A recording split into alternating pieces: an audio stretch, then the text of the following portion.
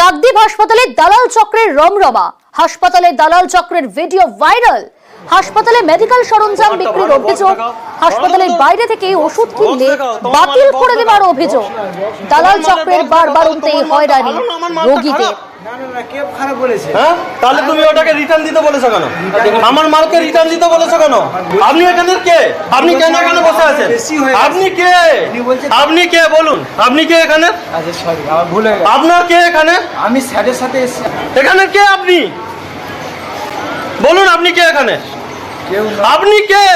তাহলে কেন এখানে ঢুকে আছেন? কি আপনার তোর বাবা এখান থেকে মাল বিক্রি করছেন কেন? এখান থেকে মাল বিক্রি করছেন কেন? তাহলে এখান থেকে লোকের কাছে পাঠাচ্ছেন কেন? তাহলে আপনি পাঠিয়েছেন কেন? কমিশন খান, এখানে বসে বসে কমিশন খান, তাই তো? বলুন আপনি এখানে বসে আছেন কেন? বলুন বলুন। আরে পালাচ্ছেন কেন? কি হ্যাঁ বন্ধ করুন দিয়ে কথা বলুন। এই মালটা আমার বন্ধ করুন তারপরে কথা কেন খোলা থাকলে কি প্রবলেম বলুন? তাহলে কথা বলবেন। হ্যাঁ তাহলে বলার দরকার নেই তো, তাহলে বলার দরকার নেই। আমরা সবাই কথা বলার কোনো দরকার নেই তো আমার।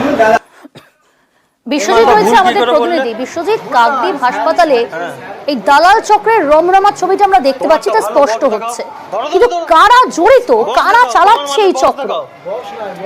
হ্যাঁ দেখো, একেবারেই হাসপাতাল সংলগ্ন যে আশেপাশের যে দোকানদার রয়েছে বা যারা ওখানে হাসপাতালে প্রতিনিয়ত যাওয়া আসা করে, একেবারে তারাই কিন্তু এই দালাল চক্রের সঙ্গে কিন্তু সরাসরি ভাবে যুক্ত। যেটা সামাজিক মাধ্যমে যে ভিডিওটা ভাইরাল হয়েছে, একেবারে তুমি দেখতে পাবে সেখানে কিন্তু যে ফিজিওথেরাপিস্ট তিনি কিন্তু যে কোশ্চেনটা করছেন, বিপরীত দিকে যে ছেলেটি দাঁড়িয়ে রয়েছে সে কিন্তু কোনোভাবেই হাসপাতালের সঙ্গে যুক্ত নয়।